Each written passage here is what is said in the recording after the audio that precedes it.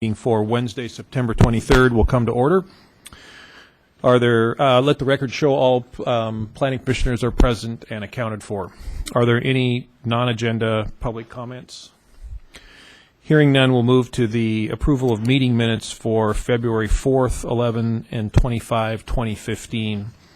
Is there any comment or feedback on any of the meeting's minutes? Hearing none, is there a motion for the approval of the minutes? Make a motion, we approve the minutes of the meeting for February 4th, 11th, and 25th, 2015. Is there a second? Second. All in favor? Aye. Aye. Opposed? Motion passes unanimously. We do not have new business other than the new topic that we'll be looking at this evening, which will be in the form of a study session. This evening there is not a public hearing. We do have members of the public here. Welcome. Thank you for coming.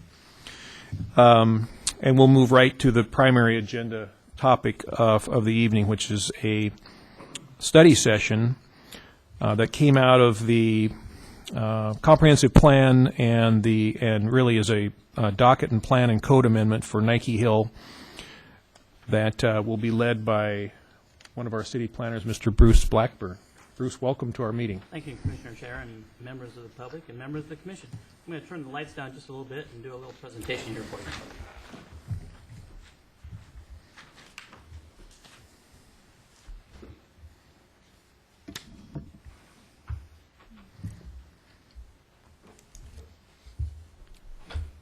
There we go.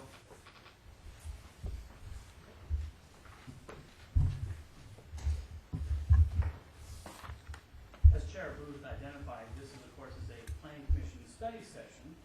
And a study session, the purpose of the study session is to do a couple of things. And one is to introduce a new topic to the Commission in a less formal manner for a setting than a public hearing. This allows the Planning Commission to have a detailed discussion with, oh, is it on? Is it on now? Uh-oh. Yeah. Sorry. Okay, there we go. Technical issues. Thank you.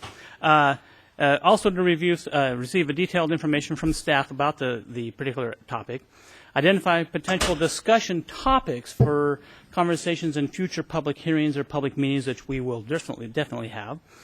And one of the things about it is the public testimony can be allowed in a study session. It's kind of up to the Planning Commission discretion.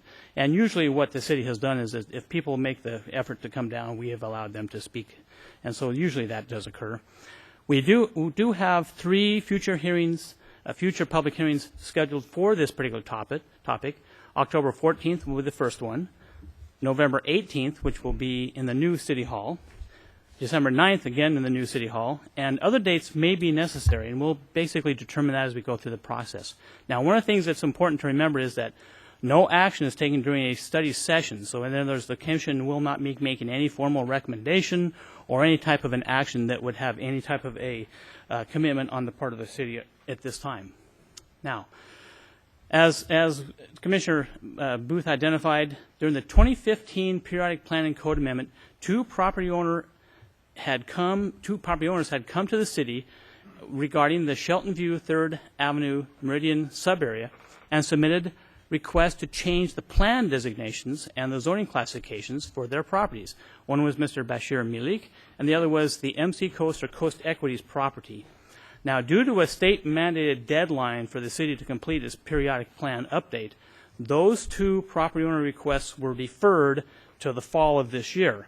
However, that deferral gives the city the chance to kind of step back and take a little more comprehensive and thorough review of the subarea, particularly the potential for the Neighborhood Activity Center.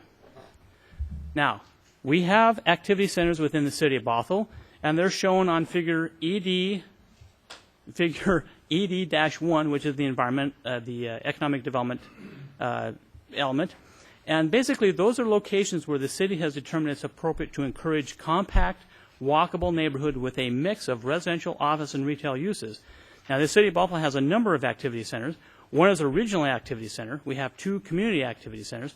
We have 6 neighborhood activity centers, and we have 1 specialty activity center. And the specialty activity center is the the Country Village Shopping Center area. Now, the Shelton View sub-area includes a neighborhood activity center at the intersection of Meridian Avenue and 240th. And this slide basically shows the figure ED1 blown up, so you can kind of see how it centers around this little intersection here of Meridian Avenue and 228th Street, southwest over here and southeast over on this side. And what I did is I took that blob, if you would, and put it onto superimposed it over a street map so we can kind of see a little bit more in detail what that is. Now, figure ED1 is conceptual in nature, so it's really not intended to be a really, truly property-by-property analysis of where you should have the activity center. What the code does, as the plan identifies, is that we will establish those areas through a little bit more of a process, a little more review process. Initially, staff has applied a number of filters to that area, and those filters include things like recognizing the fact that we have some uses that are very unlikely to change, like where you have the Alderwood Water and Sewer District has a couple of large water storage facilities. We have the Life Care Center, which is a kind of an assisted living nursing home facility. We have a number of very well-established single-family residential neighborhoods that are very unlikely to develop, as well as some other properties. So what staff has done, we've applied those filters and came up with a preliminary study/investigation area that is surrounded by the dashed line here on the screen. And one of the things I want to let everybody know is that it's very possible through the course of this process, this boundary could change. Maybe there's a piece of property that during the course of this we say, oh, well, that should be one that we look at, or maybe some of these properties are ones that we drop out. So one of the things I want to make sure everybody understands is that this is certainly not the final boundary of this particular area. Now, within this study area that staff has identified, there's a number of very interesting properties. And I'm going to start off first with the Army Reserve and the FEMA offices on approximately a 40-acre property. We have 2 Department of Natural Resource, or DNR, properties. We have the Frulian Sand and Topsoil property. Now, that is outside the corporate limits of the city of Bothell. It's in an unincorporated Snohomish County. However, because of its adjacency and the fact that it has the potential to provide access to one of the properties that has been the subject of a request, it made sense to include that so we can kind of understand what the potential for that particular piece of property is. Certainly we have the properties around Meridian and 228th Street, and Mr. Malik owns the property right here on the northeast quadrant of that intersection. This is an area that has a couple little retail uses there right now. I want to briefly go over each of these different properties because we have some very unique circumstances. Certainly the Army/FEMA site is a very interesting one. This is a 40-acre site, very, very large in this particular study area. And it has a couple of different uses on the property. One is the Army Reserve has a number of classes and classrooms and storage facilities on the site. And FEMA, Federal Emergency Management Agency, has some offices on the site as well as a pretty sophisticated communications facility. Now, both agencies also store certain types of vehicles on there. You know, sometimes you go by and you see some Humvees or some trailers or some of those other type of facilities. They also use this site for those type of purposes. Now, staff has been in contact with point of contact, POC people, from both the Army and FEMA, and has received a very strong indication to them that there is no probability that they will be abandoning this site in any time in the future. In fact, this property is actually under the control of the Army Reserve. It's actually not a FEMA site. It's actually the Army Reserve. And the Army identified a number of items, the gentleman that I spoke with, and he basically identified that it makes absolutely no sense for the Army to abandon this site, because if they had to abandon it, they'd have to buy another property someplace else that would be more expensive, and he went through the whole litany. Initially, we had heard some rumors from some of the folks up there that, well, we're thinking about maybe leaving this site or something like that. But I was left with no uncertainty at all, the fact that the Army is now considering that this site will be continuing to be used as its current use. One of the DNR properties is 26 acres in site, and this is basically just west of the Shelton View Elementary School, and it has some slopes and some other things. Right now it's vacant, but there's a number of pedestrian trails that go up and down through it. Now, we had a discussion with Mr. Rich Scribner of the Department of Natural Resources Real Estate Division about some of the processes for acquiring and looking into that process. And we had a good conversation. He and I was also worked with John Keats, who is the new Parks Director. And basically, there's a couple of things you do. One, you have an application process you have to go through. But the acquisition price or value of the property is based upon an actual appraisal of the piece of property.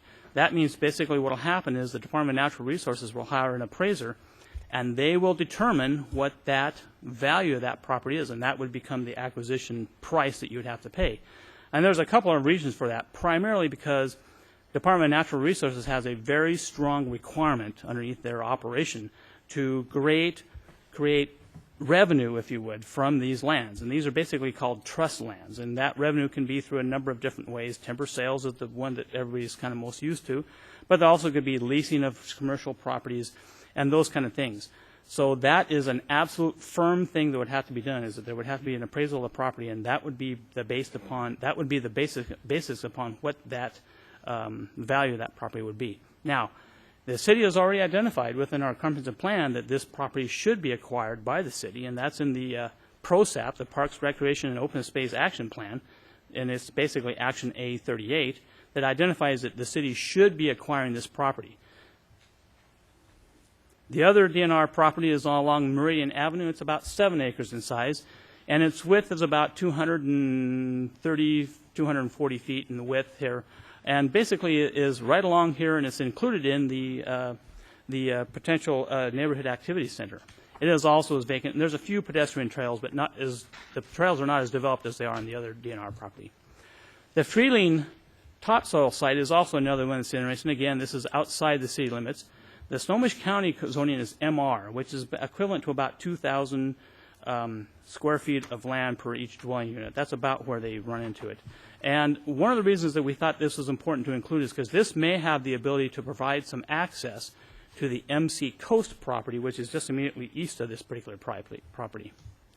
And that's the next property I'm going to show. This, of course, is an undeveloped piece of property. It's about 16.5 acres in size. There's some slopes. There's a lot of topography around this area. And the owners have, originally the request was for RAC, and they've kind of looked at that and they've said, that's maybe not the best thing to do.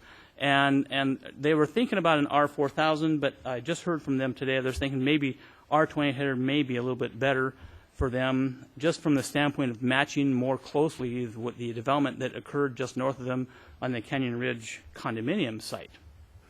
One of the things I want to identify early on is that there is a recorded easement, and it's an ingress, egress, and utilities easement that crosses the Canyon Ridge condominiums and accesses the MC Coast property.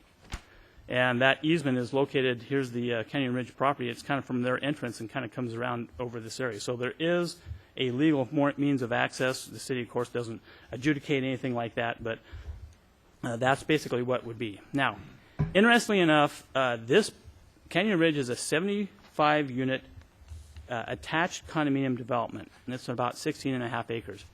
And this piece of property, we had to do a lot of research to figure out how it actually got to be where it was, because the current zoning is R9600, which would be detached single family. What we were able to determine, officially we thought maybe it was a planned unit development, but then we actually found out that this property had a viable development application submitted with Snohomish County before it was annexed into the city of Bothell. So what occurred was, when it became part of the city of Bothell, that vested right that this property owner had was recognized in this development. Now, this development basically follows the ridge line and kind of places the housing units. There's kind of like 5-unit structures along the ridge line in a way that works really, really well for this particular piece of property.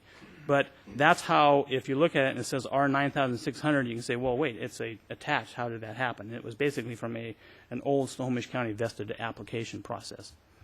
Mr. Malik's property is right here on the northeast quadrant of the intersection of Meridian Avenue and 228th Street. And again, this is in the hot zone, if you would, of the Neighborhood Activity Center. He's got a little bit more than, basically 3/10 of an acre is all it is. Very small property. Again, in this situation, again, it's right next door to the, across the street from the little retail facility, the pizza place, and the little espresso stand here. And basically the idea is that these are the kind of places where you probably do kind of an accumulation of properties to make something happen there. finally, I've also got the properties on the east side of Meridian. I threw this up there just so everybody could see what this was. This is kind of an interesting mixture of single-family residences. That's basically what it is. Right now it's zoned R7200, so it's going to continue to be underneath the current designations. Unless we decide to change that, again, Meridian Avenue is a very busy road.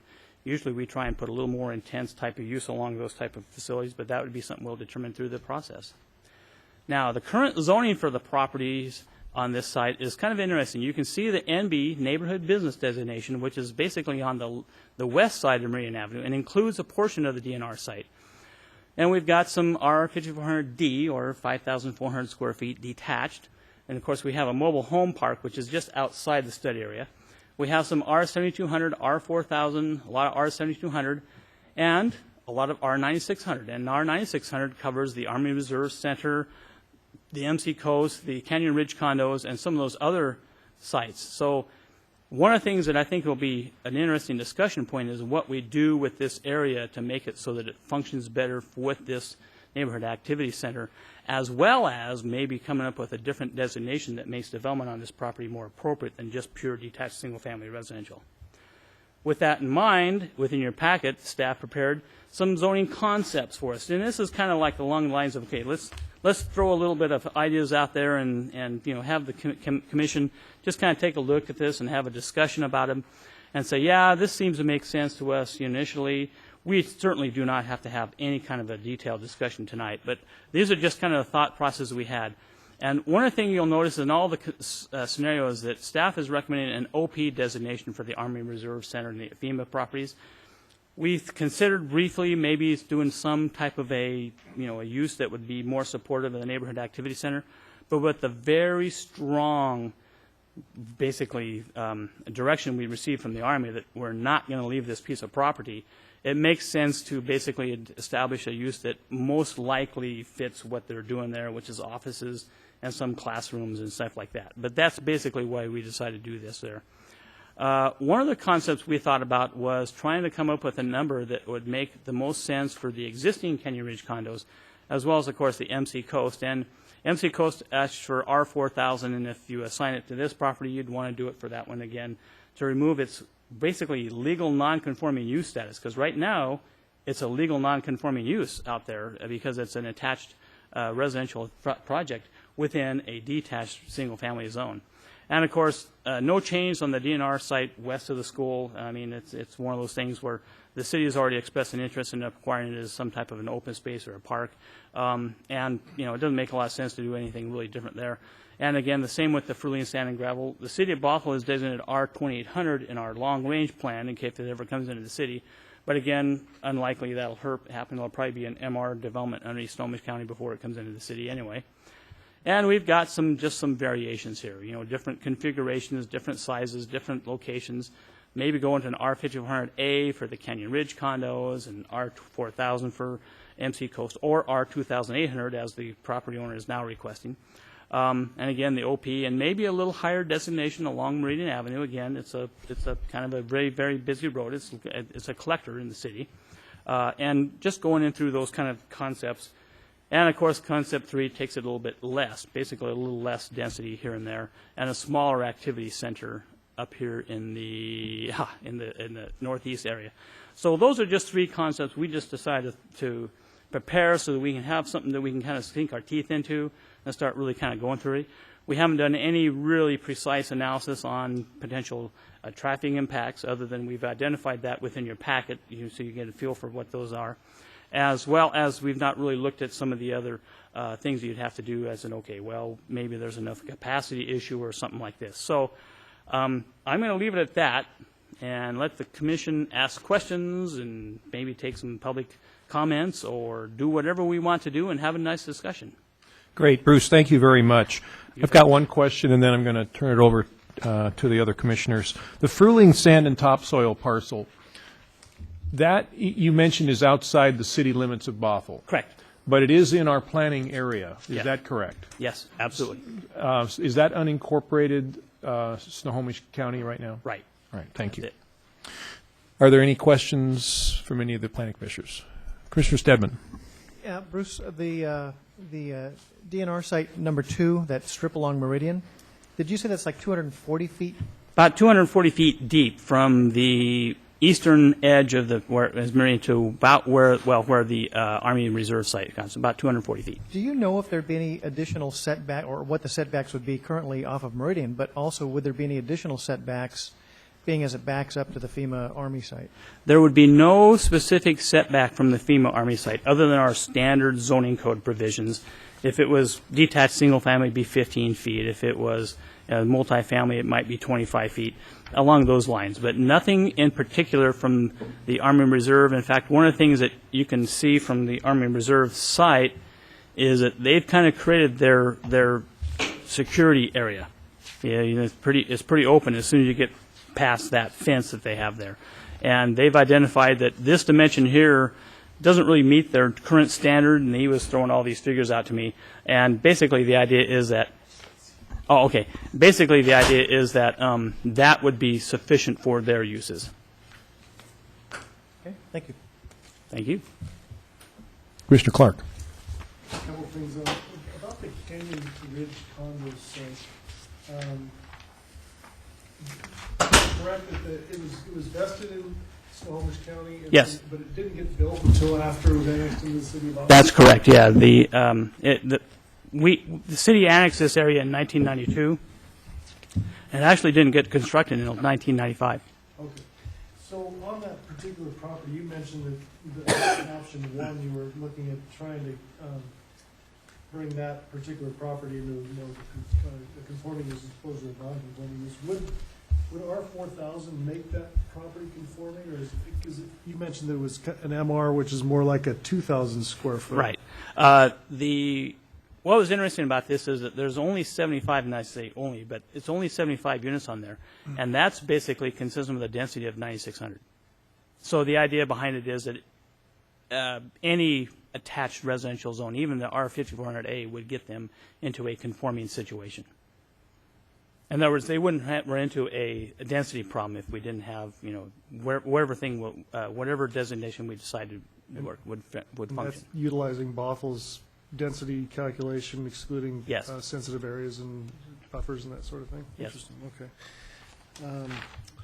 What is as far as that area over at the intersection of Meridian and 228th, what is the, and I'll look at the southeast corner of that intersection that's under consideration, is that mostly single-family residential right now? Yes, this area, basically in this area, is primarily all single-family residential. There's a little storage facility that supports the mobile home park to the east. But other than that, and because this is a fairly new detached single-family property here that's at 5400, but that area is almost all exclusively detached single-family of various lot sizes. So the idea behind that particular intersection would be to make it all more in conformance with the northwest corner of that, which is currently, has some retail and that kind of thing? Well, here's the idea. The idea would be to make that retail designation perhaps come across the street, maybe a little ways, kind of to match what it does now, because it actually does come to about right this, and then add that there. One of the things that we're going to have to start talking about is that what we want to do and how permanent we believe this little this little single-family plat here, which is really recent, it's only about 2 or 3 years old, would be. We may just keep that in a configuration more along the lines of what we're showing here in zoning concept number 3, which is 5100D. That may make a lot more sense there.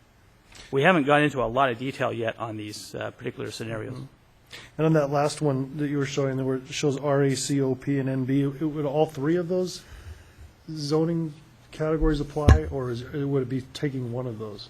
Probably all three of them. Most of our activity centers are a mixed-use type of an approach. So basically, the idea you'd want to have the residential and the retail component, perhaps. And we always throw OP in there because sometimes you get a small, office or dental office or something like that wants to be in those kind of facilities. Mm-hmm. Okay. Great, thank you. Mr. Cabe. Bruce, do the two DNR parcels connect? There's a walking path behind to the south of the, Army Reserve. Is that just part of their property and not necessarily DNR property? Yes, in fact, sorry. Let me show you this figure right There. They actually, I mean, I don't think you can get back there. Maybe you can. I didn't try to go there because when I had talked to the Army guy, he was like, well, we don't like people to come across. Okay, I won't go there. But, you know, I need to go out there and verify where the location of that fence is. Because I think they've got a little bit of a buffer area there. Yeah, there's a gate in the southeast corner, and you can walk the property. There's a fence and a gate as it abuts the DNR property in the southeast. But I wasn't sure who that belonged to, if that was FEMA right away, or if that was, or I mean the Army's, or if that was. Yes, DNR. according to the assessor's information, this is part of the Army property, right through here. So I'm perfectly willing to ask them about that as a possible area that, hey, would you be willing to let that stay open for a public walk trail? Because that was one of the things I did. When I looked back there, I said, oh, this must be part of the DNR, and I pulled out the records and said, oh, no, it's not. So. Going back to the other, I guess, larger DNR parcel, we were on the Parks Board and talked about this property quite a few years ago. With funds being tight, is there any opportunity for a first right of refusal or some agreement with DNR to where if funds are available down the road and they're offered a deal the city could potentially match, or is that That would not a have to be possibility? a question I'd have to pose to DNR folks, yeah. And I'd want to ask that question to them to see if what their feeling on that one was.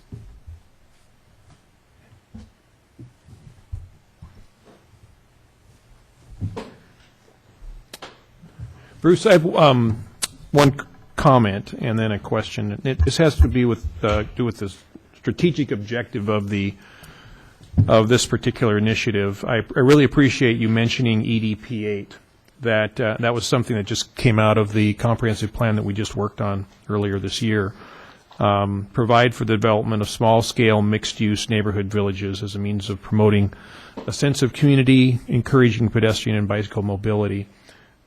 It's something I personally feel really strongly about, and I believe the other planning commissioners did as well. So I'm really glad that's in there as a strategic objective. Could we consider another strategic objective around the area of transportation and traffic, with the idea that right now traffic on 228, particularly as it goes down the hill to Canyon Park, and we're right now working on that intersection at Bothell Road Highway and 228, there's just a lot of traffic that comes down that hill. If we build this the way it could be, it really could decrease the number of trips from those folks up on that hill coming down the hill for services that they might actually stay in their neighborhood. And could that become another strategic objective for this?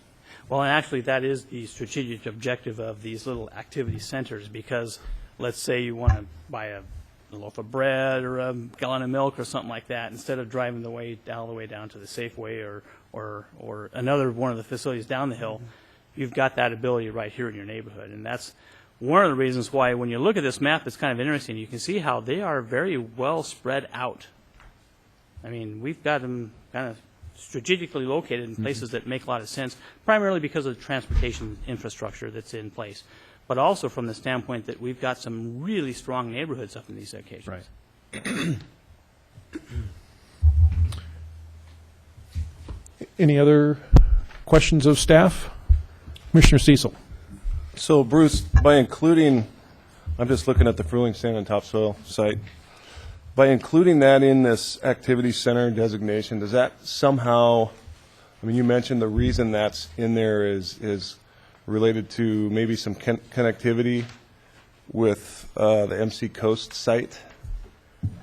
Yeah, So in by, fact, by putting that in this activity center designation, does that give the city some kind of, I mean, this is just a kind of a zone, right? Or it's not really we're not designating any roadways or alignments or anything like that, are we? no, in fact, that's a good point. One of the things that this activity would do is we're establishing the plan designations and the zoning to be in place to implement the vision that we have for this area. The location of the roads and how they would be placed is based upon a number of factors, including the topography, the property, where we have our intersection locations, i.e. we don't want intersections that are kind of kittywampus from each other. So the idea behind that is that by including this, it gives us another concept, if you would. Because if this piece of property can access through there, and it does not access to the Canyon Ridge condos, maybe there's a different zoning designation that would be appropriate to this piece of property. Maybe it would be more appropriate to associate it with this property, the Freeling property, than the Canyon Ridge condos property. So that's one of the elements that we're going to have a discussion about. Because, you know, this right here is you know, it's a fairly moderately dense look to it. The Canyon Ridge condominiums that you might want to kind of match on the coast property, MC Coast property. So that's one of the reasons I put that in there, because this makes a logical location for an access way. But what I'm hearing is that just having that in the activity center designation doesn't necessarily, does it just bring it to our attention that those two are connected? Or I'm just having trouble seeing why that property's in the area. And a couple of reasons. One is because it does have a close association with what's going on up in here, through here. I know there's a serious topography, you know, and if you ride your bike down there, you say, boy, I don't want to go back up that way. But the idea behind it is that back here, the elevation is not that different by the time they've done all their excavation on the Freeling site. So there is a very logical connection back and forth here, or potentially logical connection there. So, and again, it was just one of those situations where, and actually the MC Coast folks identified this as well. I said, well, if we could maybe get some type of an access through here, maybe a different zoning designation is more appropriate. So those are all things that I wanted to throw all those possibilities out here. So I guess, let me ask this question. So if the Fruling site was to go and develop it right now, say, it's in unincorporated Snohomish County. It is.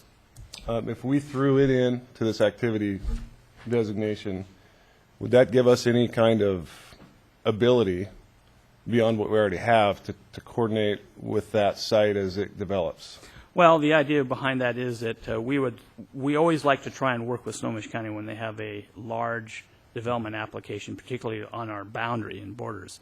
And that would be the situation where we say, hey, listen, I mean, we think we have a really great way to make a connection over here or over here. And we do that coordination quite a bit, not maybe as often as people think we do, but we actually do receive notice on those type of applications. Okay. I guess that was my question. If including it increases the likelihood somehow of those two properties coordinating, it seems like it makes sense. And one of the things we can do is we can place a land use policy within the subarea, because this is a subarea plan change as well, that says, look, I mean, we're going to try and make that coordination work. That was one of my initial questions was that the Fruling sand and topsoil parcel, while not in the city limits of Bothell, is in our planning area. Yes, indeed. Correct? Maybe just a little comment on what that means, so that from a planning standpoint, meaning the type of work that you're doing right now, it's really not being done anywhere else. It's being done by us. Isn't that correct?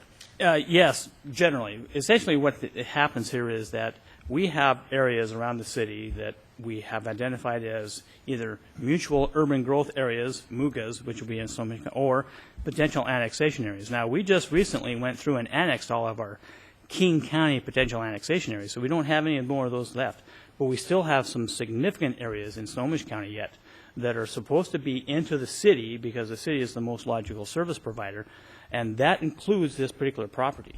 And that's why we try, when we look at these things, we try not to pretend that there's a strong, wall, if you would, because these things work together.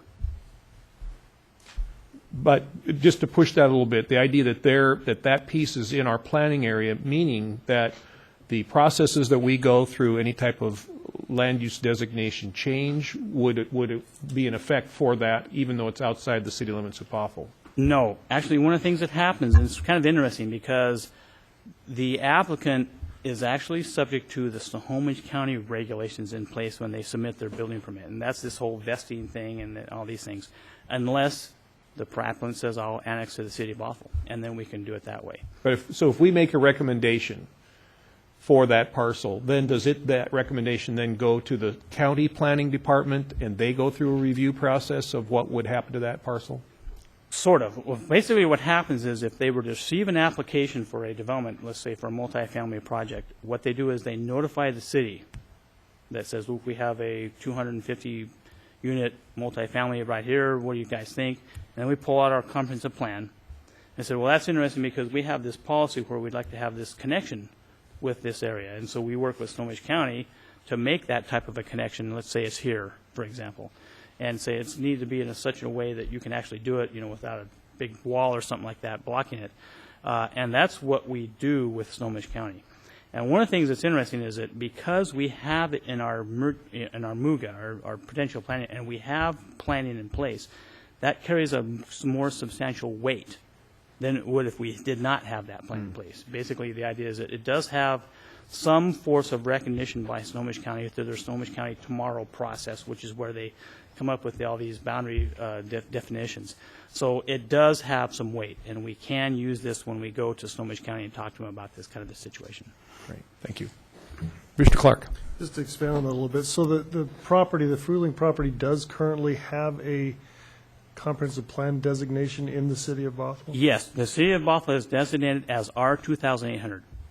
R 2008, Plan- which is roughly a mirror of the MR. MR. And if it were annexed, is it the city's policy to try to kind of, to do that, to, when you bring it, I think I know the answer to this question, but when you annex a property, you try to get as close as you can to the existing zoning typically? Yeah, and in the city of Bothell, our closest zone to that MR designation is 2800.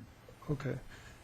What would happen if those two properties being in separate zones, or excuse me, separate jurisdictions, if they were part of the same development proposal, how would the agencies work in that situation? Well, when that case happens, and we've actually had one of those happen with the King County annexation, we apply the relevant development regulations, in this case Snohomish County, to this piece of property, and the city of Bothell regulations to this piece of property. And then what you have to do is you have to try and make it work seamlessly, and which is a challenge, but it can be done. And we've actually done that a couple times. And does each jurisdiction handle their own portion of it, or does somebody get put in charge? Well, what happens is we each have to have our own process that we follow, but usually that coordination is pretty strong. And that's what we did with the King County project, by the way. Okay. King County actually gave it over to the city of Bothell to complete the processing, so that worked really well. But in this case, I would imagine what would happen is that we would be attending the Snohomish County hearing examiner hearing, and they would be attending the city of Bothell hearing examiner hearing if that went to that process. Okay. One last question about the MC Coast property. You mentioned, I thought I heard you mention that there have been studies done that indicate that there are no wetlands or streams on that property, but I'm looking at the map on page 7, which shows, is that just an approximation of? Yes, in fact, one of the things that we do is we actually did receive a kind of a preliminary critical area regulation, a critical areas review for the MC Coast property done by the applicant a number of years ago. I think he was trying to get an understanding of what his potential was here. And they did not find these legal features. I can tell you when we've been on the site as a staff and we've looked, we have also not been able to find those features. It's not a clearly defined stream channel. And again, one of the things that happens is, back in the old days when we had the glaciers and they were receding and they were melting and there was a whole bunch of little rivulets and valleys created when that process happened. But when they stopped, sometimes these would fill up with water and sometimes they would not. Basically, the idea behind it is that any development application we received for this piece of property would have to update that report, and the city of Bothell would, of course, hire peer reviewed to have that done as well. Okay. Thank you. Commissioner Stedman? Yeah. Okay. Commissioner Cabe? Bruce, have you guys had discussions with Fruling about their timeline on development, or? I have not. I sent them a couple of letters and a couple of emails requesting that they contact us, and I have not heard anything from them. I'm going to step it up a little bit after this process and maybe make a couple phone calls to see if I can get some type of a discussion going. Are there any obstacles in accessing the coast property from the south through the DNR property? You know, we haven't really looked at that very closely, but I think that considering, well, that would happen, because this is a little dead-end street right here, and there's some topography here that you'd have to overcome. And I don't think the topography would be germane to allowing some type of a roadway of that dimension. Remember, this is several hundred feet here. And I don't know that you could really squeeze it up that far. That would be pretty tough to do. This is such a much more logical direction. And the fact that there is an existing ingress-egress easement across the Canyon Ridge condo site lends even more credence to going this way as well. That's going to be a major, major topic when they do the development, is the access. Commissioner Cecil. So I guess on that access issue on the Canyon Ridge condos, if the MC Coast property were to develop and it were to, for some reason, not be able to get access for the Fruling, and what's the zone on it right now? R9600. Okay, so if that were to develop as a single-family subdivision, likely there'd be a requirement for a 50-foot right-of-way Yes. access. So in that case, that presents some obstacles, I would assume, through the condo. I mean, it's an easement, but the public right-of-way needs sidewalks and, the full. Yes, Is that- and that's one of the elements that would be, you'd have to step over. Now, one of the things about it is that the city of Buffalo does have a provision for private roads. That doesn't have to be a public right-of-way, and that's a process they have to go through with the directors of public works and community development. And essentially what that would be is that this road could, either be a public right-of-way, which the city prefers for detached single-family, or a private drive road, just like what is in the existing Canyon Ridge condos. We have a few in the city. It's not the preferred way to go, but we can go for that type of an approach. And in this case, that would probably make the most sense just because of the distance involved. And regardless of the number of lots and on the coast. Well, and see, that's That's the mechanism that See, allows one of you the to- things is there's a number of criteria they have to look at, and the number of lots is a big one part of it too, because the idea is, okay, 10 lots, okay, the impact of having it on a private road is not quite as severe as if it was 35 lots. Right. And so that's part of the analysis that goes into it as well. So one more thing, the strip on the east side of Meridian there, Yes. the existing single-family homes. I guess, what's the likelihood of those, how many are there, a dozen there? Yeah, about 14, I think it is, something like 14. that. So what's the likelihood of those getting redeveloped? Some of the Are they properties, rentals right now? Are they, well, do you know? a Are lot they- of them are owned, and we're not Okay. sure exactly what the percentage of rentals are, but some of these are fairly decent-sized parcels. You can see this one here, you can see this one here. I spoke to a gentleman who owned this one just the other day. He said, yeah, I'm very interested in doing something with my property that would be appropriate for the site, more than just detached single-family, because, again, he identified the same things we've talked about. Right next to a big arterial like there, people just don't like to have that kind of a roadway next to their house. But there are some potentials for that, and sometimes combined with this and that, and you get together a pretty good synergy, and sometimes you can create a pretty good little development out of an area that is pretty subdivided, which this area is right here. Now, noticing that there are some locations, such as right through here and right here, where you've got some really small lots. We're talking 6,000 square foot lots. Well, that's not really small, but it's just, just 6,000 square foot lots. And again, the likelihood of those changing is, like you identified, not very high. So when we do the actual layout of where we want these lines to be, we may be moving this line up this way.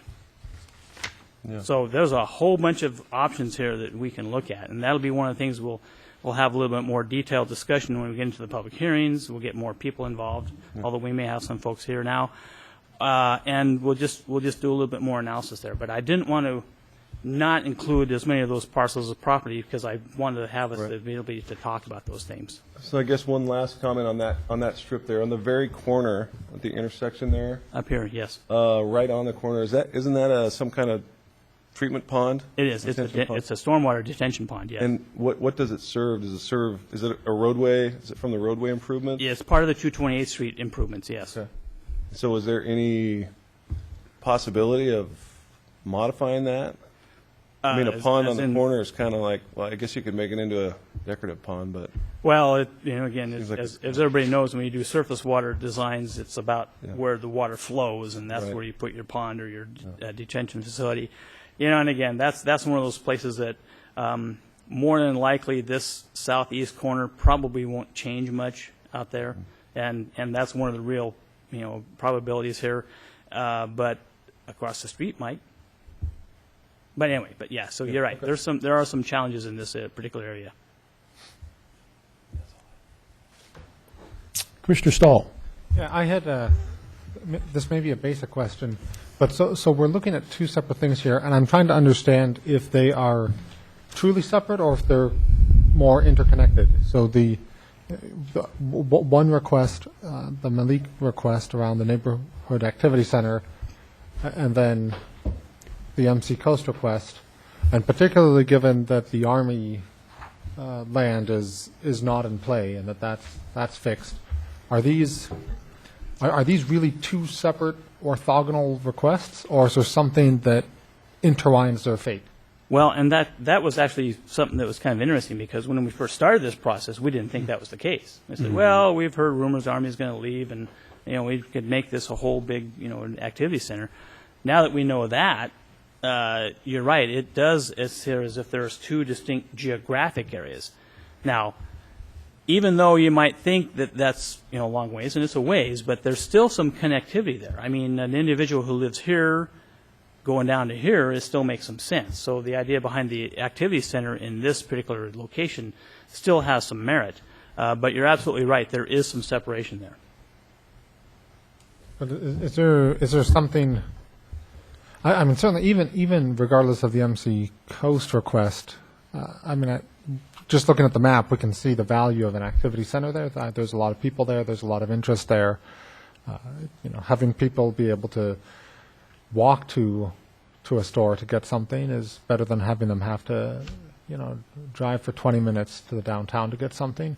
So that makes a lot of sense to me. I just want to make sure that I'm not missing something that, if there is some obvious interconnection between the two that we should be considering as we're going through this. Right, and the interconnection is more along the lines of the property owner here is the one who started this process. Okay, we really think you should do something different here, as well as the Malik. But even aside from that, even if you said, look, they are two distinct areas and we're going to treat them differently, this is zoned R9600, and on a steeply sloped property, R9600 may not be the right zoning designation. Remember, what happens when we have those minimum lot sizes, what occurs is that you get a lot of earth movement to reconfigure the site to make it work for that particular house product, I would say. Whereas if you have an R4000 or an R2800, you have more of a tendency to cluster your development together, i.e. you kind of limit your development footprint. So there are probably merits to making some change here over and above just the fact that we're going to support this community activity center. So there are some other things that are in play here that I haven't really explored very much yet, mostly because I wasn't sure exactly how far we were going to go there. And one of the things that I decided to do is I want to explore that concept a little bit more when I come back to you in the first public hearing, because we do have a situation where we may have a zoning designation that we don't want on this piece of property. And we've got really good examples of what happens when we have sloped areas and we're putting the single-family residential lot area, minimum lot size of 9,600, for example, on those sloped kind of properties. Significant grading occurs. Whereas if you have a little more flexible type of a layout, you can do a little bit less of that type of grading. And I guess one of the things, we actually have a pretty good example of that right here at the Canyon Ridge condos. Again, single family would have been a really completely different look versus the little, the nice little village kind of approach they created here, where they had a little clustering and they put them right along the ridge line, and they're all up there in a way that kind of follows a logical development pattern instead of creating the site configuration to meet the underlying zoning. So there's some other things in play here as well. So yeah, they are kind of separated now because of the Army Reserve Center, but there's some other factors that we may want to investigate as well. Thanks. Commissioner Vliet. Thanks for the presentation, Bruce. Yeah, I'm particularly interested in the MC Coast LLC part of this, because I don't know if we'd be talking so much about this if we had not had the request from them. That's probably And Commissioner Stahl makes a great point. I was also wondering the same thing. I mean, you got the biggest, flattest, most developable portion of this recreational activity center is now pretty much out of play indefinitely. So it seems to me that we kind of move forward, in my mind, we move forward with this being two separate entities, and they are connected through 228th. But, I've had some opportunity since the request was made. I walked through the DNR property, and I walked up near to the MC Coast property, and you've alluded to it a couple times in here, but all the things we're looking at here are two-dimensional. I mean, there's some really, really steep slopes. I would even suffice to say that I know building technology gets better every year, but I would assume that if it's the fact that it's just sitting there in such a prime piece of property, hasn't been developed to this day, I mean, I think it speaks a little bit of the topography of the area. Also, it's MC Coast LLC. I mean, these are some things I'd like to bring to maybe the next meeting, find out more information. I guess that's part of Coast Equity Partners. Yeah, actually, the reason I'm using the term MC Coast LLC because that's what the assessor's map identifies the parcel. Okay. And so when people do research on their own, they look it up, and I don't see Coast Equities profit. Which one is that? So I'm going to use MC Coast LLC, but it's the same basic group.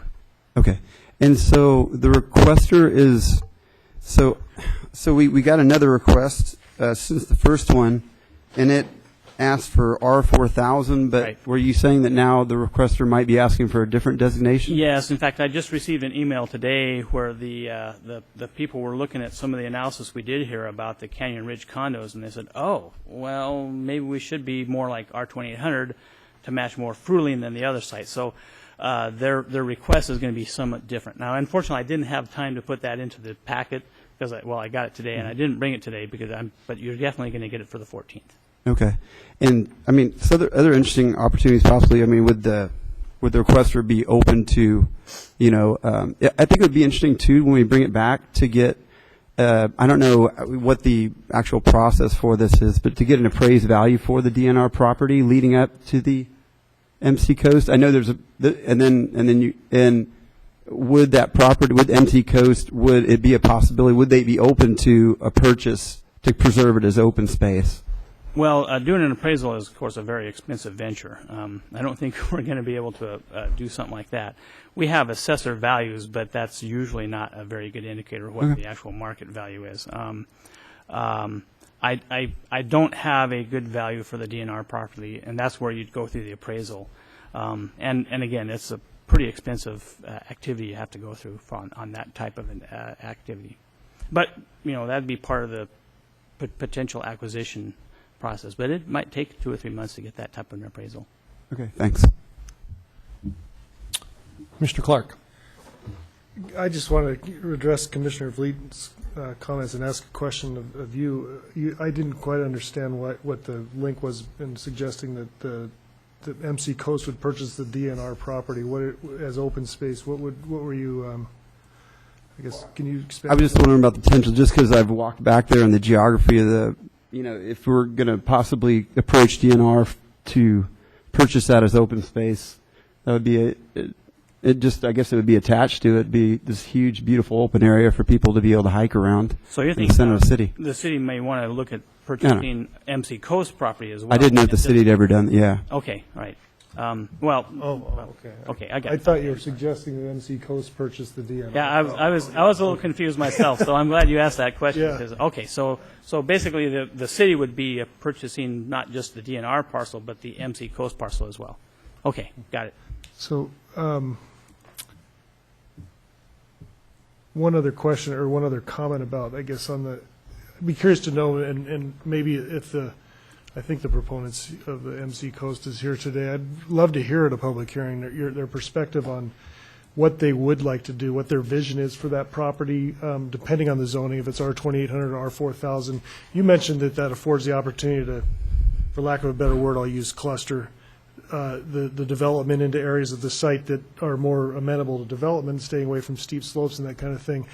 I'd be curious to know what their vision is and kind of if they've done any planning about that, because I think, if it's true that A, it doesn't have any wetlands, and B, it doesn't have any streams, and C, the steep slopes are not hazardous slopes, that affords them a lot of flexibility at a given zoning to do a lot with the entire property. So I think it would be worthwhile to do something to encourage them to take that step to preserve as much of the property as they can while getting, essentially the density that they might otherwise get on that property. And I think it's, I think that's a unique opportunity, and I guess I'll just say at a public hearing, I'd love to hear their perspective on that. Commissioner Cabe. I don't suggest that we change anything with the Neighborhood Activity Center, and I don't want to be a wet blanket, but when we were looking at the Army Reserve property, we had a lot greater potential of making an impact up there. The areas and the sizes of property that we're looking at now, I agree with you, Commissioner Booth. I live in the area. If I can maintain my amenities within walking or running distance, I'd love to. But realistically, you're not going to fit a grocery store in the property sizes we're looking at, most likely. You're a mile down from a major retail intersection at 228th and Bothell Everett Highway, and you still have to get to 405. So I'm not suggesting we change anything, but and it's still a good goal. I just don't know that this is going to really divert much traffic going down 228th. And then I totally understand the cluster development possibilities within MC Coast and how that may have a lesser impact, but yeah, if anyone gets a chance to walk it, it's very steep. It's not walking, it's hiking for some of it. The lower parts are walking. So regardless of whatever product type is developed on that property, it's going to be significantly different than what it is now. I think a lot of grading will have to be done. I'm not a developer, so I'm sure there's other people that can talk to that. But No, and I think it's fair to say that there would be a substantial amount of grade work that would happen. But we see it a lot nowadays.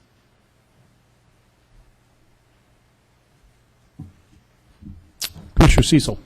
So I'm just looking at the yellow DNR property there, the big one, and I'm just noticing that pipe stem down the right side there.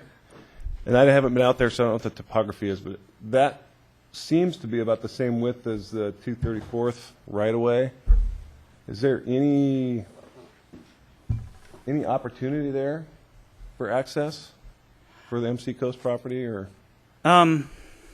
I haven't really looked at that aspect of it, but it's probably wide enough for a decent access drive. I think it's about 35 or 40 feet wide or something like that. So, and I think topography might be a limiting factor. Well, that would be the thing I'd want to look at. My recollection is, as I've been around this area, is that you start getting some topography, not severe, but some topography the further north you go.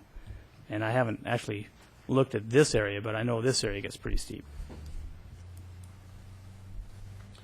And then I guess one last question for me, and I shouldn't ask this because I used to be on the Parks Board, and I should know the answer, but the smaller DNR property along Meridian, is that on the ProSAP as a purchase or no? It is not. Okay.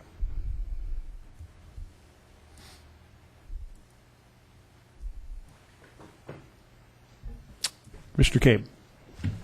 sorry, one last point I forgot to mention earlier. When we were looking at the sub-area review, Shelton View doesn't have a park currently in the area, and that was one of the goals that we left with after doing the comp plan update.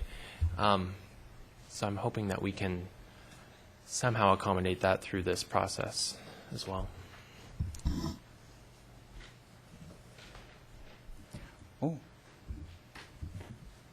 Any other questions of staff right now? Thank you, Bruce. Seeing that we do have, this is a study session this evening, but we do have members of the public here. And, If the rest of us are okay with that, I'd like to at least give the opportunity for anyone who is in the room that would like to come in and speak to us. This is your chance to do so, if any of you would like to. There will be other opportunities. We'll have public hearings on this. Yes, sir. Just state your name and just address for the record. Thank you. My name is Daniel Ribera, and my wife Laura and I live at 228th Street. So we're on the northeast corner of Meridian and 28th Street. We're the second property in, and I just want to thank you for your diligence in addressing the planning for the city. And I have no other comments, just to say thank you.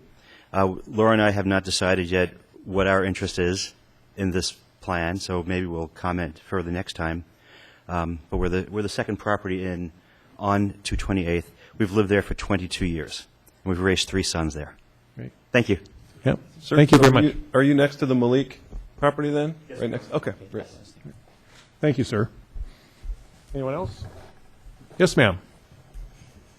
Hi, my name is Karen Mosaker, and I really just want to introduce myself. I'm the Director of Capital Projects for North Shore School District. The school on there is Shelton Butte Elementary. Although I do want to point out Frank Love Elementary is very near to your study area as well. And really, I just want to thank Mr. Blackburn for making us aware and reaching out to make sure we are informed and included.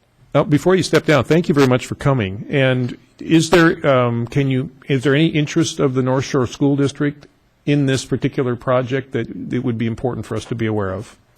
Primarily, our interests usually lie in understanding what you're going to permit there and the type of development that might go in, and largely centers around roadway and pedestrian safety improvements within proximity to our schools. Yeah, that's certainly one thought I had, and that is just you have kids walking, you have cars, you have bikes, you have just access to the school property. And are there any improvements as we look at this that would be beneficial for either safety or other particular objectives of that school? Well, as you move forward in your planning process and we have a better understanding of what you might be considering, I think that would be a better time for us to help weigh in on specifics. As it relates to Shelton View Elementary, right now nothing is jumping straight at mind off the top of my head. Most of the focus lately has been more around the access to Frank Love, which would be off of 4th Avenue and then that intersection of 228th and Meridian that you were mentioning as well. Yeah. Can I ask you? Yes. Does the school have a lot of involvement on the DNR property, or are there classes or access or anything? No. Okay. That's a great question. So there's no kind of nature walk or... Not to my knowledge. Okay. Yeah. All right. Yeah. All right. Well, thank you very much for coming, and please come to future meetings. Your input's welcome. What was your name again? My first name is Karen, and the last name is Mosaker, which is spelled M like Mary, O-O-S-E-K-E-R. Thank you. I'm also a City of Bothell resident, so. Great. Thanks. That helps.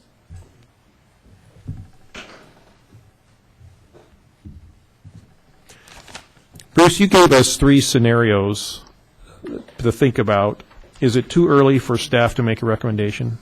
Yes, it is. What are the things you're going to be thinking about, and will you have a recommendation for us at our next meeting? I think what I will probably do is I will probably pare it down to maybe 1 or 2. And there's been some interesting discussions I've heard tonight from some of the different perspectives here that I'd kind of like to explore a little bit more as kind of more a technical aspect, and then kind of bring that back to you. Next time you'll probably get maybe 2 scenarios. Yeah. That sounds great. Is there room for more public comment? Yes, sir. Sorry, I didn't mean to cut that off. I didn't see anybody. But Thank you. Yeah, your name. Mike Harmon. I am the president of Coast Equity Partners, who is the owner of the LLC MC Coast, that the property you've been discussing a bit here tonight. I was I don't know if I was the original, but I was before you last year advocating for a study of what I think is kind of known around the area as the Nike Hill area. So, and I want to thank the commission and staff for getting back together to focus on this now, which was a promise that was made last year, and I'm pleased to see that you all are continuing on with that effort. I think it's a good one. I think it's just important for me to kind of cover a couple of spots that that you all discussed today. First, there were some questions about, topography and the steep slopes and things, and I would agree with everyone that yes, that exists. It exists in Canyon Ridge as well. So we share a similar topography to the Canyon Ridge condo development, and I never got to see what the Furling site looked like prior to their excavation, but my sense of the topography as you follow the hillside is that it was similar as well.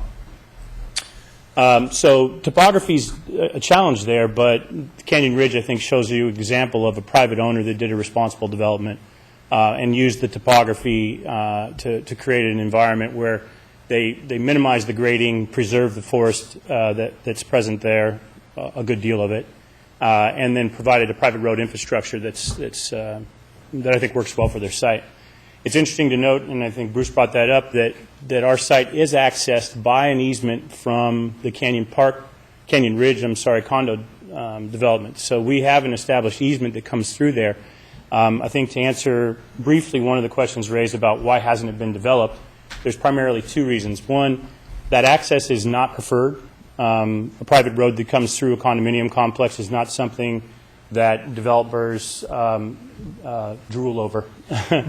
And second, we believed that the Furling site was a candidate for redevelopment in the near term, and our preference was to wait for that development process to take hold to try to establish the linkage through their site to come on to the MC Coast property.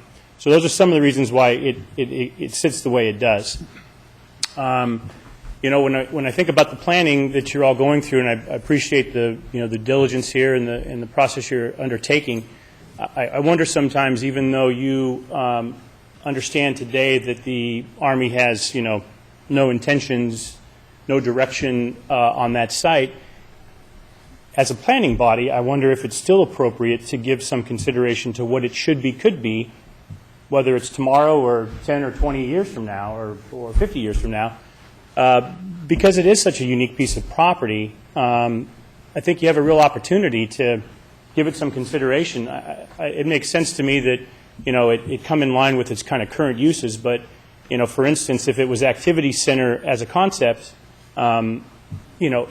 it could evolve there someday, and I think that's important to consider, and that's probably what your primary mandate is to give the long-term consideration to what these things should be.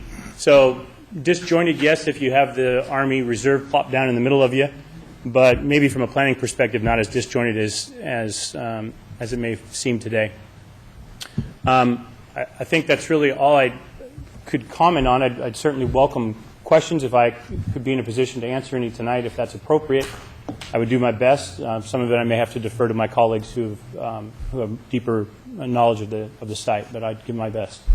Well, I have one question for you, Mr. Harmon, and that is that the current zoning is R9600. So if no change can happen at all, you could put single-family R9600 lots on that property today, right? That is correct. And we've seen examples in other kind of steeply sloped areas inside of Bothell that had those kind of lots, and we're going to get into kind of what the vision is for our city. And is that really the best use of that property today? Going to an R4000 or an R2800, what kind of scenario could you kind of paint for us where there would be, like Bruce was saying, something along the line of Canyon Ridge or clustered type of development, and still some consideration for open space or open space access for citizens' use, so where we could kind of get the best of both worlds, where we had a great use of the property for both residential but also public access as well. Is there any thinking that you have on that? Yeah. Thank you for that question. I think that, Canyon Ridge serves as a good example of clustered development that was appropriate for the topography. And it, by its nature, preserved a lot of open space, at least space that's been, unaffected by development. Those of us that walk these areas, and hopefully you all have or will take the time, can hardly distinguish when you move from, one portion of the of Canyon Ridge onto MC Coast or even down into DNR. They all flow together very nicely. DNR is an excellent example of a public land that maybe should be preserved in the public domain for public use.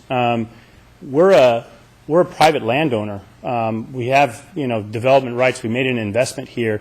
We have to then look at it and understand how can we be responsible in that effort. And I don't believe today that our 9600 development on that topography is responsible development that is in good character with the topography of that land. Clustered development, R2800, R4000, allows you to stay on those high grounds and in the appropriate places in the topography without disrupting, substantial amounts of land for regrading. So I would use Canyon Ridge, sorry, I keep saying Canyon Park, Canyon Ridge as a example of what it could be. The particular product type also is a more affordable housing type than you would probably get from our 9600 single family, which is going to typically, especially on a site like this one, is going to produce larger homes at a more expensive price point than you will get with clustered housing that's done under these higher density zones. So our vision is to see something happen that extends the road infrastructure that we have. All we can really manage today as a landowner is the access we have. We can dream about access through Furling. We can contemplate access through DNR. But we don't own those. We don't have the resources to try to acquire those lands to gain access. So we have to look at who we are and what kind of access we have. And I think cluster development in the form of Canyon Ridge is what is ideally suited for this property and keeps in character with the neighbors. If that DNR site remains open space, it's a nice buffering from Canyon Ridge and MC Coast into open space before you get into these established residential developments that are in the, I forget, but are 9600 and under categories. Does that address your question? Absolutely. Thank you very much. Any other questions of Mr. Harmon? Thanks a lot. Okay, thank you. Mr. Stedman. Couple of thoughts. As we learned when we were going through the code update the last 14 months, there's a shortfall of housing in the Snohomish County section of about 3,600 plus or minus. Is that correct? Is it a shortfall in the Snohomish County side of Bothell? I'm sorry, what was it? For housing of about 3,600 plus or No, minus? we addressed that in our 2015 periodic plan and code update. Okay. Now we have a 1,300 surplus. I didn't know if that was actually, I didn't hear feedback on that one, so, okay. Yep, we got it. But I look at this and go, we have an opportunity here. Currently, the developer has, or the owner has the right to develop this as single-family R9600, which basically could potentially devastate that land. But they have the right to do that. They could potentially build, I'm guessing, I'm not a developer, but I'm going to guess, 10 to 15 homes, and they're probably $1 million plus homes with great views of downtown Seattle and the whole 9 yards. I think as a body, we have an opportunity to rezone this thing to match the Furling site or to match what is currently existing with the condominiums in front to the R2800, where they do some cluster buildings and do leave some open space in there. It would, as Mr. Harmon had just said, it would, instead of building some $1 million plus homes, you've got more entry level or lower expensive housing, which I think we have a need for in the city as well.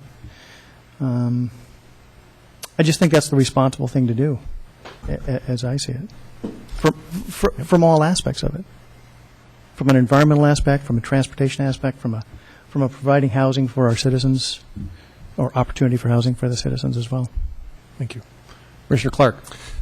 Commissioner Stebbin, I completely agree with you in every way. I think what you just said is exactly right. The problem that we currently have in the city of Bothell is that there is no zoning mechanism that allows that to happen other than a rezone that effectively would also radically increase the density of the property. And what I'm getting at, the reason I mentioned clustering is that, and I think this is why the problem with going to R2800 or any other more dense zoning is that I think you're going to have trouble getting that through, because there's a perception that that's going to drastically increase the total number of units that can go on the site.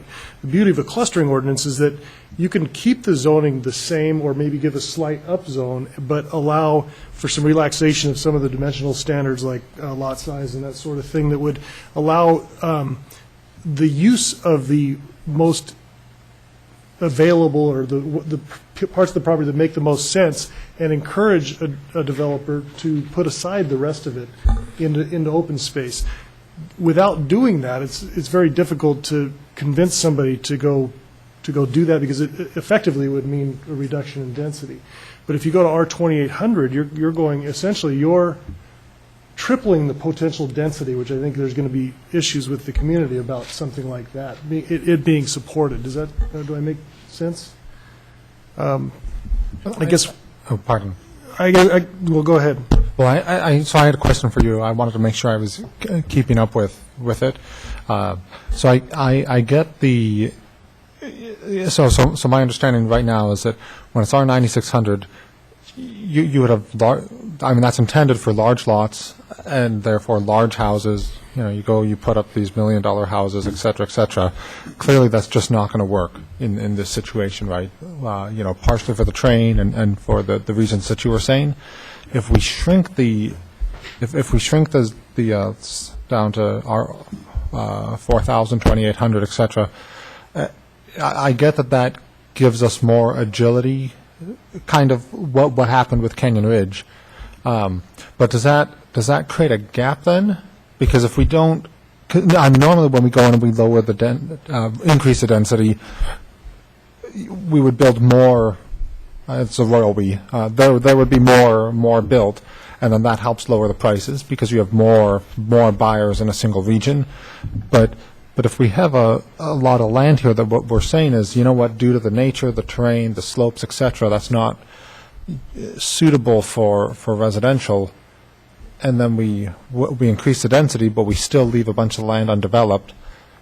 But how economically does that work out then? Are the buyers also, do they now have their little condo house? Instead of their $1 million house, do they have their little condo and they still own a bunch of land that they can't really use? Or does it play out some other way? I'm surmising here. Typically, if it's an association, and I used to manage associations years ago when I was 6 feet tall and had no gray hair, long time ago. If it's an association, if you own a condominium, you own the interior from the paint, the ceiling, and the floor, and then the association owns the building, and the association would own any of the additional land. So if it was built as an association or a homeowners association or something of that nature, and they built, I'm pulling numbers out of thin air.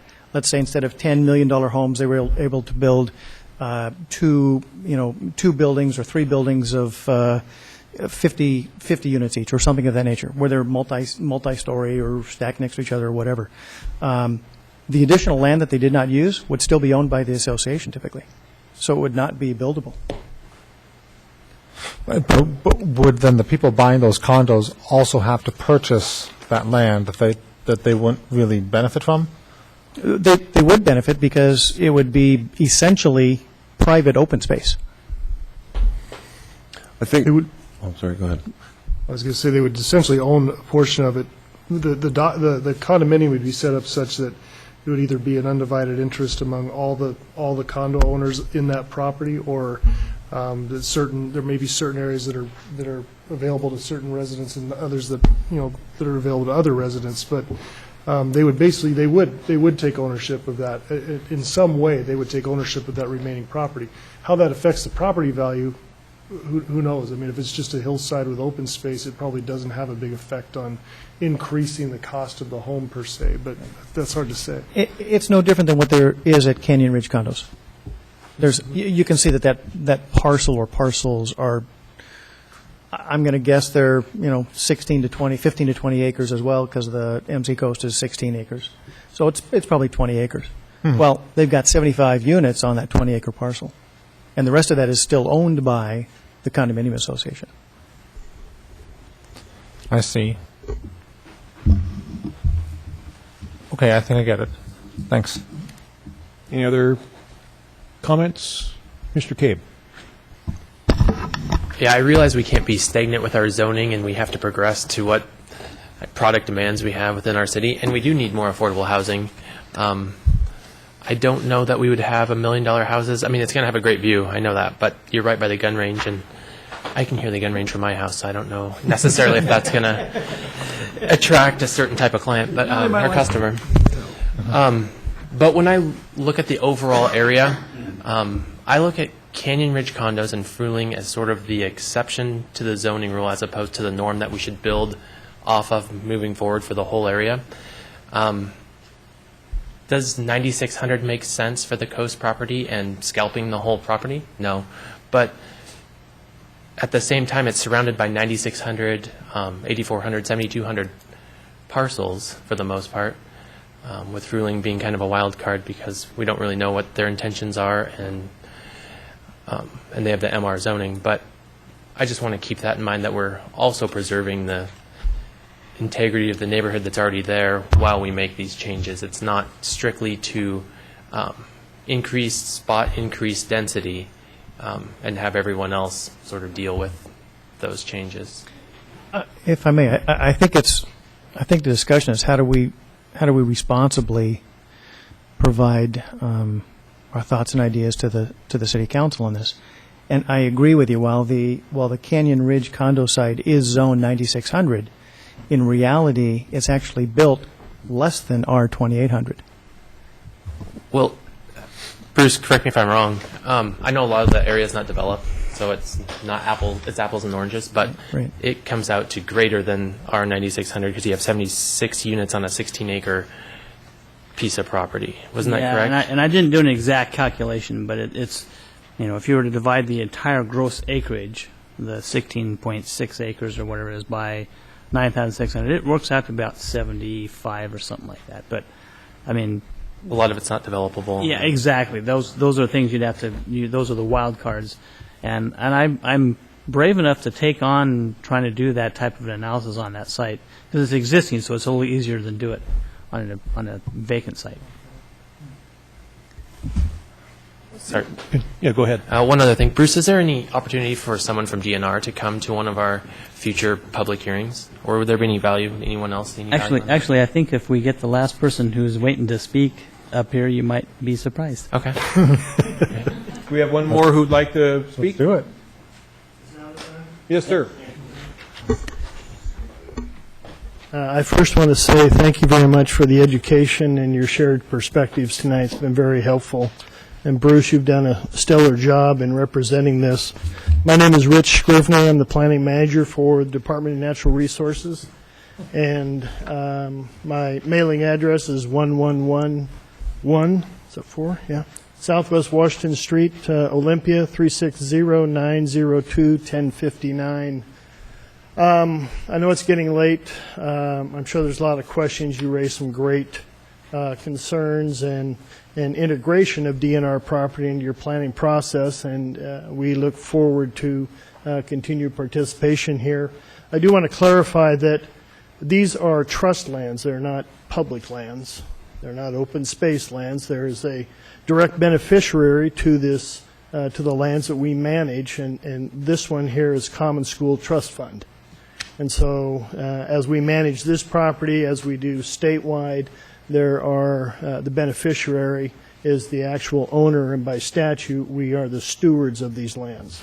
So whether we're involved in planning processes here, cutting timber, facilitating wineries, buying commercial there's always an underlying trust beneficiary. So if you have any general questions, I could respond, or I will definitely see you in October, November, and December. So it was Rich? Yes. Thank you very much for coming.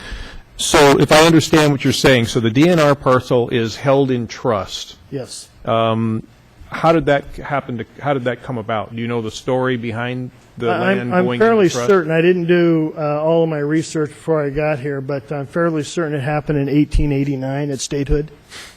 Really? Yeah, every state was given Section 16 and 36 in every township. No. And the state of Washington, for whatever fortuitous reason, did not sell off most of their lands. That's why we're the largest landowner in the state. We're probably the largest residential landowner in the state. And we are not developers. We're precluded by law from joint venturing, being developers. So we reposition ourselves out of residential property. That's one of the ultimate goals. But yeah, this is probably remnant property from 1889. So it's held in trust. DNR is the custodian, if you will. Yep, very good. And is there any guidelines that you have as to how that land is to be cared for? What are the objectives? Our mandate is to generate revenue for the underlying trust. Really? So you are interested in revenue generation? Yes. And if we take properties like this, now whether DNR, whether these two parcels ever develop in the city of Bothell, nobody knows. How long we remain the owner of these two properties, I don't know that either. But what we would do if we reposition out of this is we would use the revenue to buy replacement property in a location that's better suited for management. Yes. I just want to probe a little bit on this idea of revenue generation. So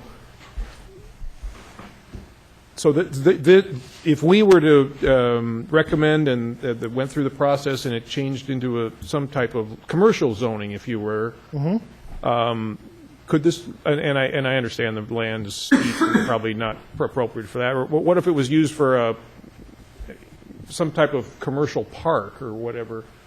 The revenue would go to DNR, or where would the revenue go? Well, the revenue goes to the Common School Construction Fund for acquisition of replacement properties. Okay.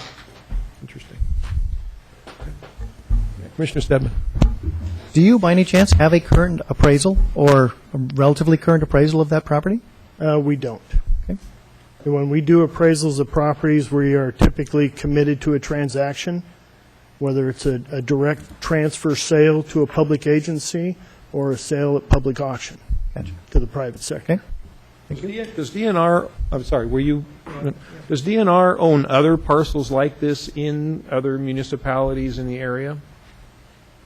Yes.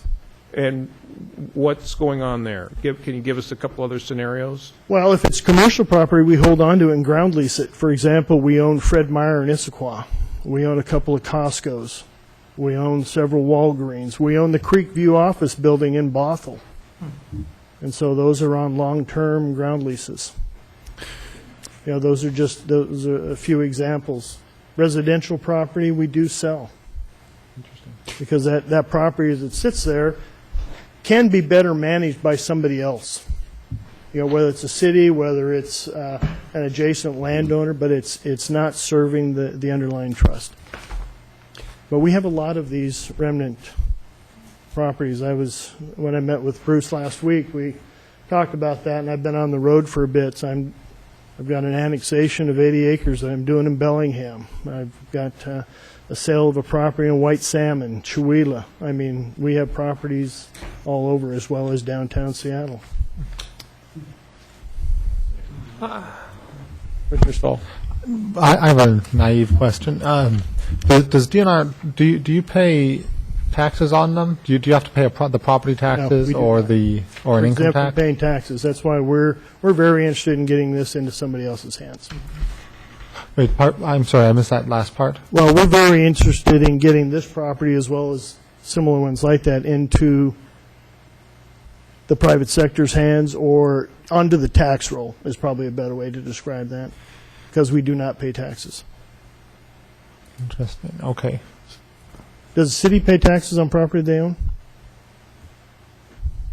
No. Okay. I didn't. And we can talk about this later, but this is very an interesting additional development because I'd be interested in knowing just kind of as the process unfolds and if this turned into some type of commercial entity, what the ownership looks like. So the ownership would remain in the trust, but the commercial, you mentioned that one of these properties has some type of Costco or whatever. Is there like a 100-year lease given to the commercial investor? 55-year lease is the extent that we can ground lease. So you just do a long-term lease, and then it could start to generate revenue, generate tax? It generates significant revenue for the trust, yeah. Right. So Richard, I'm not so sure about the DNR property that's adjacent to the MC Coast property, but the other one, the strip, if currently zoned R9600, if one of these three proposed potential zones of R5400D or R4000 were to come about, that would significantly increase the value of that property to a private party. So is that something, your general outlook on this and your desire to, I think you said to get rid of, to divest of these properties, I guess, is furthered by an upzone. Is that correct? Would you? Well, that would certainly be nice. That would be a good enhancement. So you would be in favor of that. I guess the reason I'm asking or mention that is that on a bigger picture, we've been talking about the FEMA property and that kind of thing. Is, the FEMA people made the comment that they're not interested in selling anytime soon. I wonder how their tune would change if all of a sudden that property was R5400D or something like that, where they could look at it and say, okay, this property is appreciated or gained value to the point where it really doesn't make sense for us to own it for the use that we're using it for. We'll sell it and go find a piece of property elsewhere to do this on, which is kind of what I hear in a way you saying, Richard, is that you would use the funds for that to go purchase other properties? Is that correct? We would go purchase other properties that we could more effectively manage. So how does the trust benefit by you selling a property and then going and purchasing more? It doesn't seem like do they get revenue out of that transaction? So a portion of the proceeds of a sale of, say, this piece would go to the trust, and the rest of it would be used to purchase other ones? A very crude, that's a great question right there. A very crude explanation of that is, I will go out and, let's say I sell these properties. I'm going to turn that money, that funding, over to the superintendent of public instruction.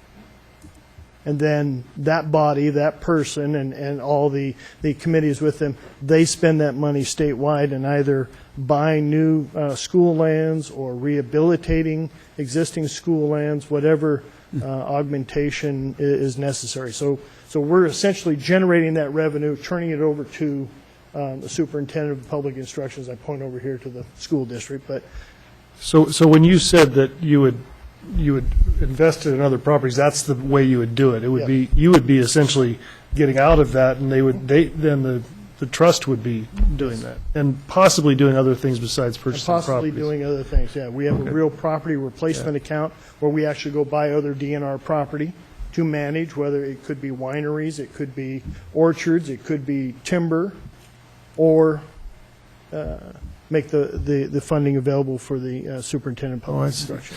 So I guess, again, on a bigger picture, we talked about this a little bit while we were going through the comprehensive plan update earlier this year, but the idea of having, the vision. I know Bruce regularly looks 10, 20, 30, 50 years. In fact, our updates are only once every 10 years, which is so it seems like a short time when you see your kids growing up with that kind of thing, but it's 10 years, and I think our job is to even look further into the future than that. That's why there's 30-year plans and that kind of thing. So I think for us to say right now, just because the current people that are in charge of the FEMA Center don't have an interest in selling, I'm not sure that's a reason not to take a harder look at this from a comp plan designation standpoint. Again, looking ahead, I have no idea. The guy that's running that place right now probably won't even be alive in 50 years. I'm wild guess, but so that could change drastically, and I think we have our job as the planning commission is to look that far ahead and try to see that,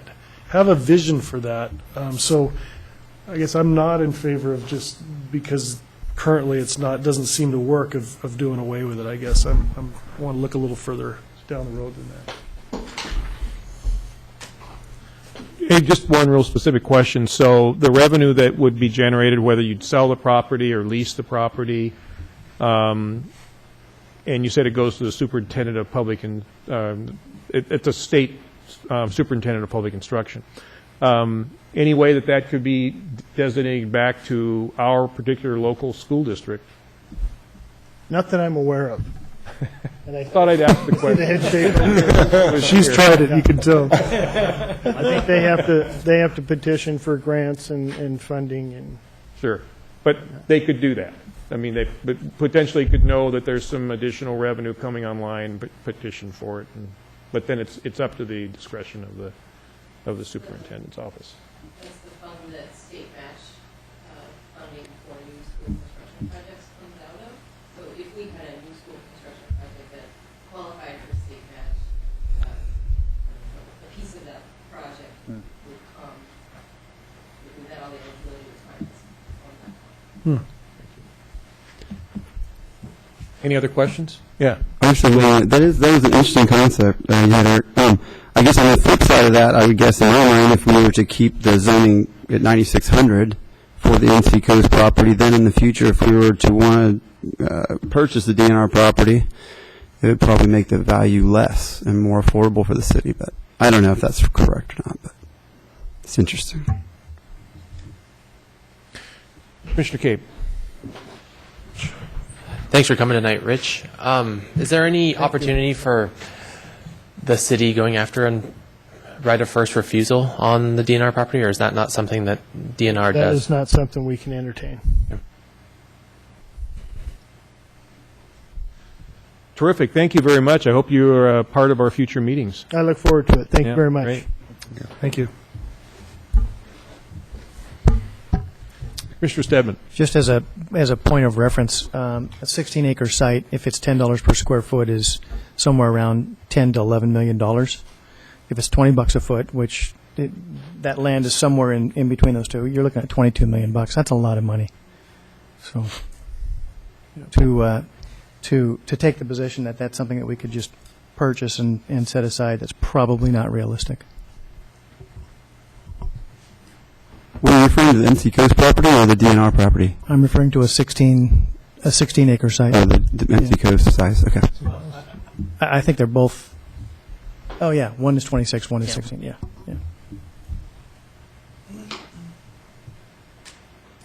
Commissioner Cecil. Just a quick comment, I guess, on the smaller DNR piece.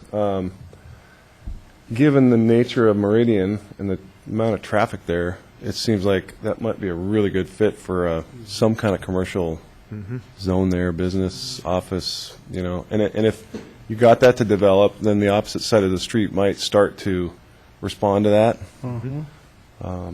Anyway, seems like a great opportunity. I agree. Well, I'm going to give some comments, and if anybody has some kind of closing comments, this is the chance to do it, and then we'll probably close the study session. So, first of all, I think this has been a terrific discussion. I think that it's actually a more interesting and more complex project than I even envisioned it to be, and really appreciate all the folks that came from the community, from the school district, from DNR, investors. Thank you so much for coming. So I just wrote down what I think are some of the key values, things that should guide us in our thinking. I hope we haven't made up our mind now. We shouldn't have our mind made up at this point. But these are the things that I just kind of jotted down. I think, and these are in no particular order, but we do need to encourage affordable housing in our city. That's a strategic objective for us. I think we want to look at transportation improvement, and I think even a small reduction in trips down that hill can impact that. The idea of it fits right into our comprehensive plan around a neighborhood business center and really investing in that. And I think we've kind of gone back and forth between seeing that is a possibility, well, maybe too small, but now with the DNR possibility and I really like the point Commissioner Clark made about us wanting to look long-term. And, you know, whoever and Bruce, I'm sure you're talking to the right people at the Army and FEMA, but knowing things, probably those people are going to be out of their jobs in the next administration, and who knows what could happen at that point. You know, that could happen in the next election. So I think it makes sense for us to kind of think long-term about that parcel in conjunction with everything else as far as what we really think that should look like 20, 30, 40 years from now. We want development in our city. Development's not going to stop, but we want it to be responsible. And we want all of us moved into our homes in Bothell, and development had to occur for our homes to be built. And it's not going to stop just at us being here. But we also want to, I really appreciate the point around public use and open space and encouragement of that. I think every one of these things, I think we should want to have it all. I think we can get all of this. It's not like we have to sacrifice one to get the other. So I think, you know, having a place, whether it's in the coast property, the DNR property, even future with the Army property, some type of public use and open space use there should be included. A particular hot button for me is just the precious Bothell city tax dollars. And we are fortunate that we have state highways and an interstate going through our city, and we have some federal and state dollars to help us with those. That's not what the case is here. These 228th, Meridian, those are on us.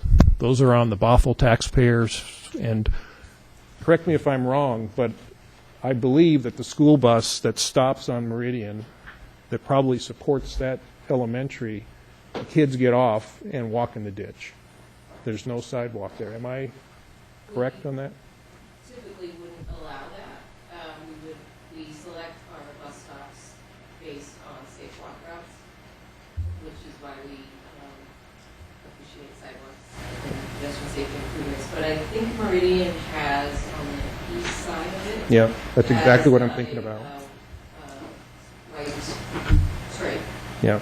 So that's probably their walk area, and I don't know all the bus stops off the top of my head along there, but I know there are, it may be a little further down from your dotted line there, but I think there are some developments going, and we have had recent discussions about some walk routes on that. Yeah. Bruce? No, I was just going to have her get on the mic, but that's okay. Oh. Yeah, sorry, we did though.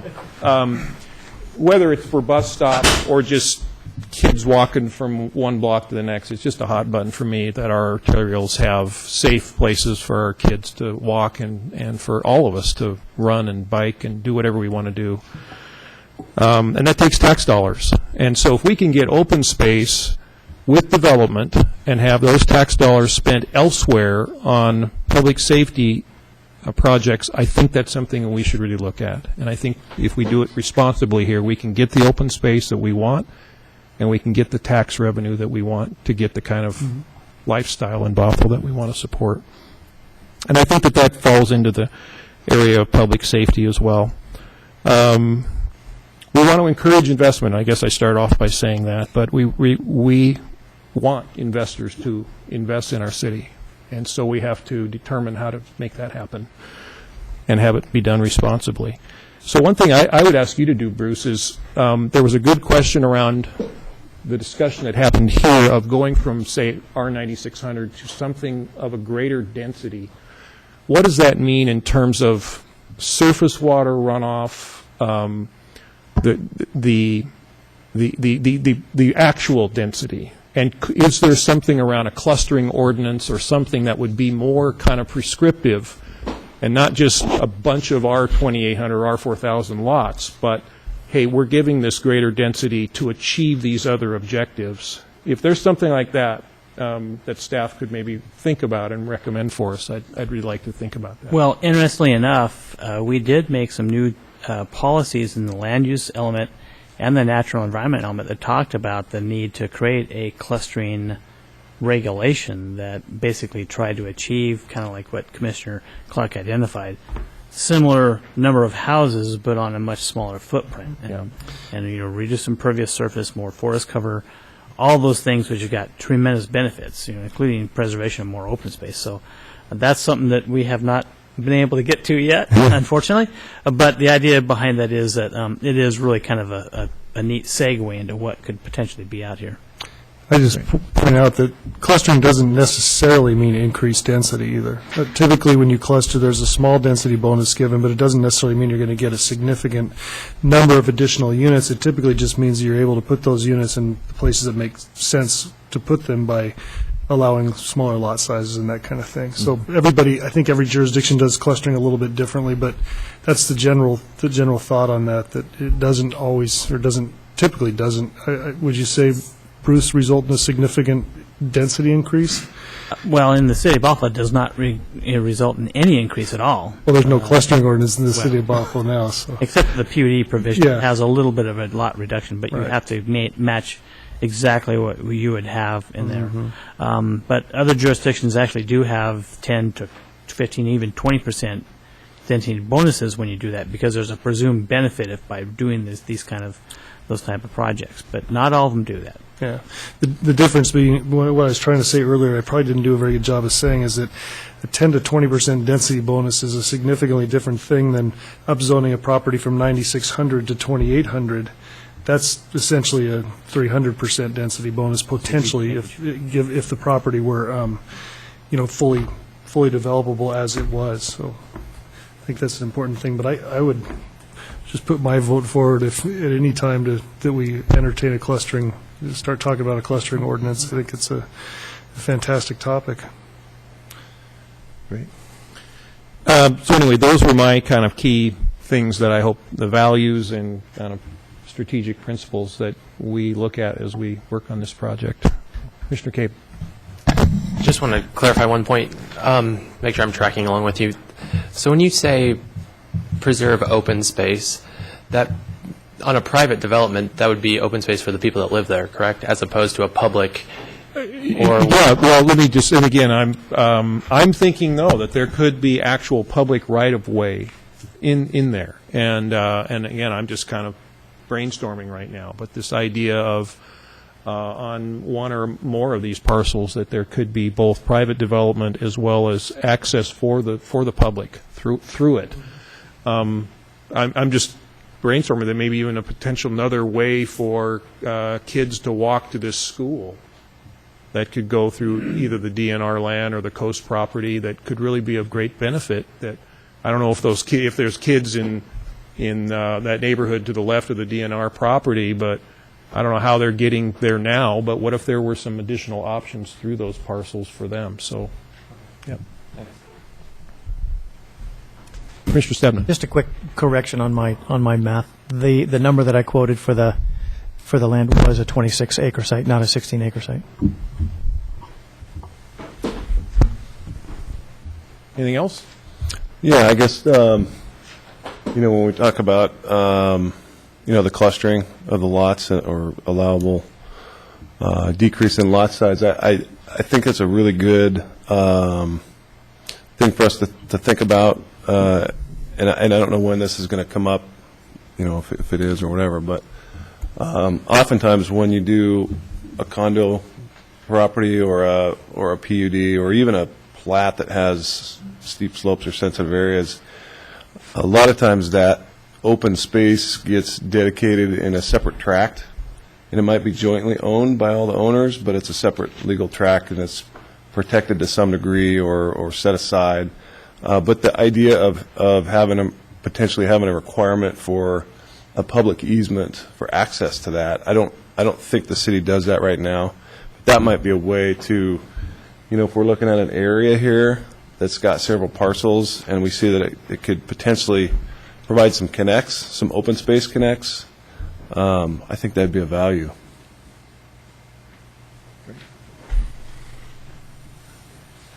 Yeah, actually, the city hasn't done that kind of a thing for a while, but we have in the past done that. And our shoreline master program contains provisions for public access trails along shoreline areas. So there are mechanisms that we can implement to achieve that type of a purpose.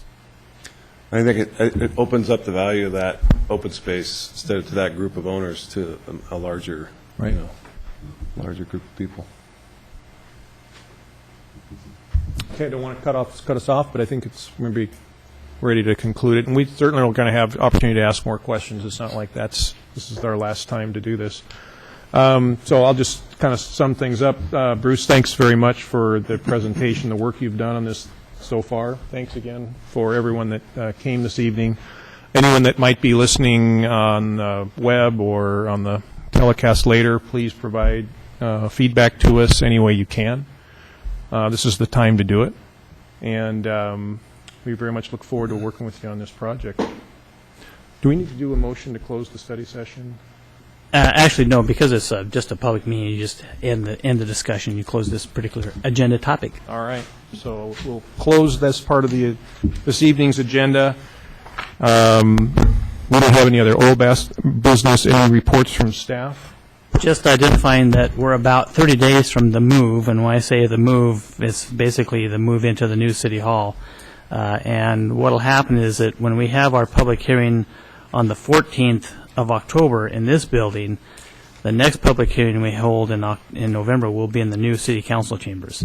So it'll be a really new paradigm, if you would, even though I don't really like that word. But the idea is that we'll have a really different environment to be working in. So it's going to be a very interesting time for all of us. Excellent.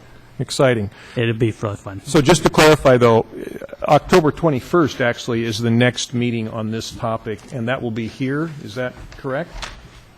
Oh, I'm sorry. That's a misprint. It's supposed to be the 14th. Of October? Yes. Okay.